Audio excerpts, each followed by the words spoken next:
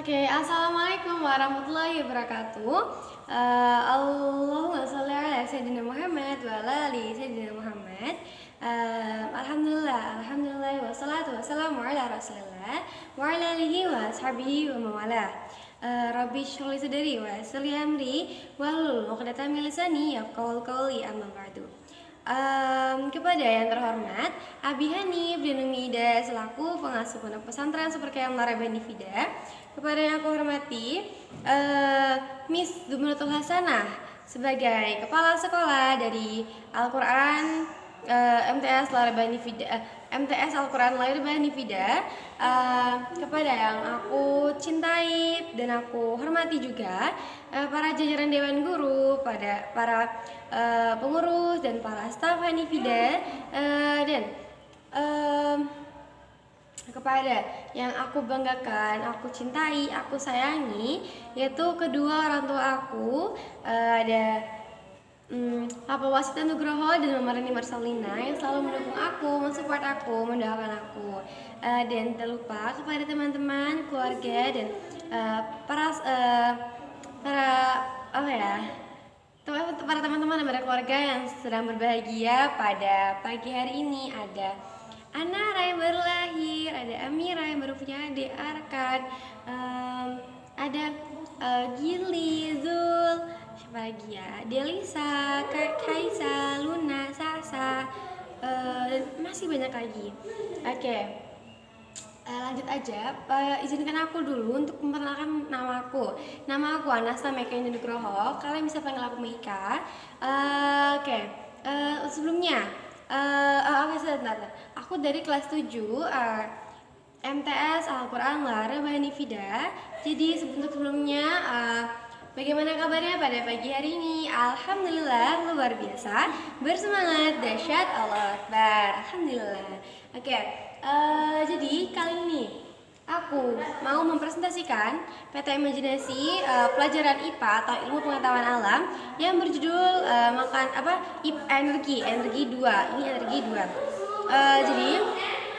Yang pertama adalah makanan sebagai sumber energi. Makanan merupakan sumber energi bagi tubuh manusia. Fungsinya untuk berolahraga, belajar, dan beraktivitas yang lainnya.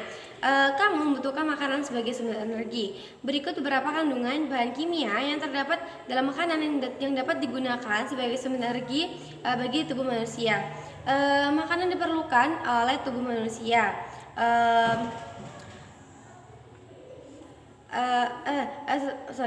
Makanan dibutuhkan oleh tubuh sebagai sumber energi. Dengan asupan makanan yang baik dan cukup, kamu dapat melakukan berbagai aktivitas sehari-hari. Zat makanan yang berperan sebagai sumber energi adalah karbohidrat, protein, dan lemak. Jadi kita akan bahas yang karbohidrat terlebih dahulu. Karbohidrat merupakan senyawa kimia yang tersusun atas unsur-unsur karbon. Bahan makanan yang banyak mengandung karbohidrat, misalnya beras, jagung, kentang, gandum, umbi-umbian, dan buah-buahan yang rasanya manis. Karbohidrat berperan sebagai sumber energi. 1 gram karbohidrat setara dengan 4 kilokalori. Lanjut ke 2, yaitu protein. Kali ini kita bakal protein ya. Kita bakal bahas protein. Protein merupakan senyawa kimia yang mengandung unsur CHON. Kadang juga mengandung unsur P dan S. Bahan makanan yang mengandung banyak protein antara lain protein hewani, misalnya daging, ikan, telur, susu, dan keju. Habis itu B, protein nabati, misalnya kacang-kacangan, tahu, tempe, dan gandum. Kita lanjut ke yang ketiga, yaitu lemak. Jadi kita bakal bahas yang lemak. Lemak merupakan senyawa kimia yang mengandung unsur C, H, dan O. Peran lemak untuk menyediakan energi sebesar 9 kalori atau gram. Melarutkan vitamin A, D, E, K, dan menyediakan asam lemak esensial.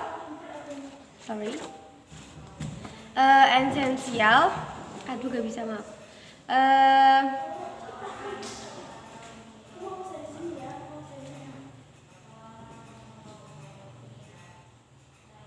Bagi tubuh manusia, lemak mulai dianggap berbahaya bagi kesehatan setelah adanya suatu penelitian yang menunjukkan hubungan antara kematian akibat penyakit jantung koroner dengan banyaknya konsumsi lemak dan kadar lemak di dalam darah.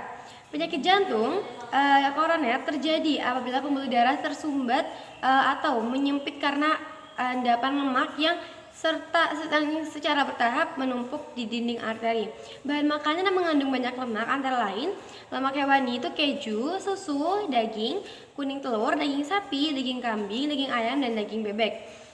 Lemak nabati itu kelapa, kemiri, kacang-kacangan, dan buah avokat. Fungsi lemak itu juga kita juga ada fungsi lemak yaitu sumber energi 1 gram lemak setara dengan 9 kilokalori. Pelarut vitamin A, D, E, dan K, pelindung organ-organ tubuh yang penting, dan pelindung tubuh dari suhu yang rendah. Kita ke transformasi energi dalam sel. Pada makhluk hidup heterotrof, makhluk hidup yang memanfaatkan sumber makanan organik atau makhluk hidup yang tidak mampu mengubah senyawa anorganik menjadi senyawa organik, energi bersumber dari makanan yang dikonsumsi. Lanjut. Energi ini akan mengalami transformasi mulai dari energi potensial berupa energi kimia makanan menjadi energi panas dan energi kinetik atau gerak dalam aktivitas makhluk hidup tersebut. Transformasi energi tersebut terjadi dalam organel yang terdapat di dalam sel. Transformasi energi dalam sel terjadi dengan cara sebagai berikut. Yang pertama ada transformasi energi oleh klorofil.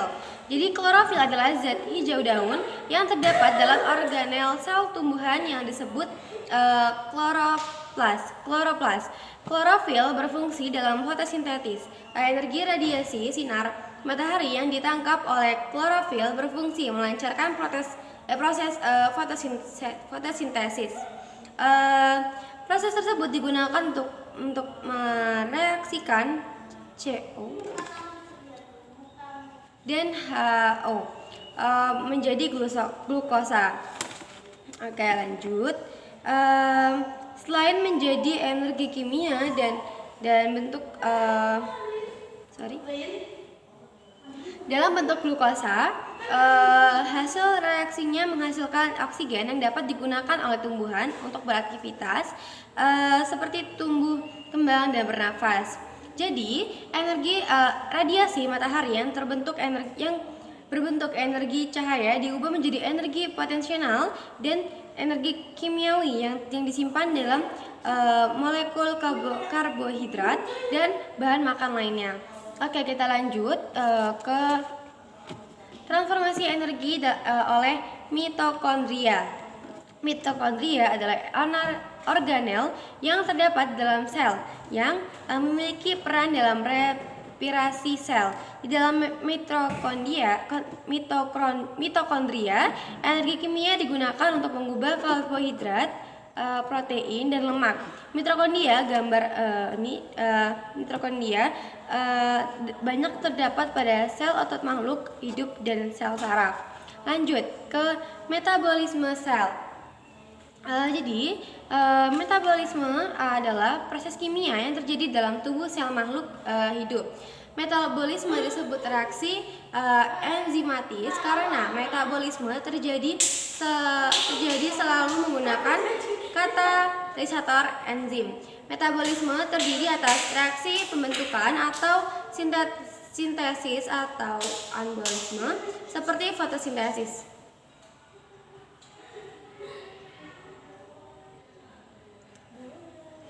Dan enzim mengarahkan aliran materi melalui jalur-jalur metabolisme dengan cara mempercepat tahapan dan reaksi secara selektif. Yang pertama ada fotosintesis. Fotosintesis merupakan perubahan energi cahaya menjadi energi kimia dalam bentuk glukosa. Sumber energi cahaya alami adalah matahari yang memiliki spektrum cahaya tampak dari ungu sampai merah, inframerah, dan ultra ungu tidak digunakan dalam fotosintesis. Lanjut ke respirasi. Respirasi yaitu suatu proses pembebasan energi yang tersimpan dalam zat sumber energi melalui proses kimia dengan menggunakan oksigen. Dari respirasi dihasilkan energi kimia untuk kegiatan kehidupan seperti sintesis, anabolisme, gerak, dan pertumbuhan.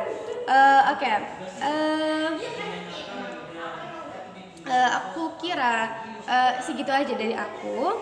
Semoga bermanfaat bagi kalian semua dan semoga bisa kalian jadikan pelajaran dan bisa jadi kalian bisa menjadi motivasi bagi kalian.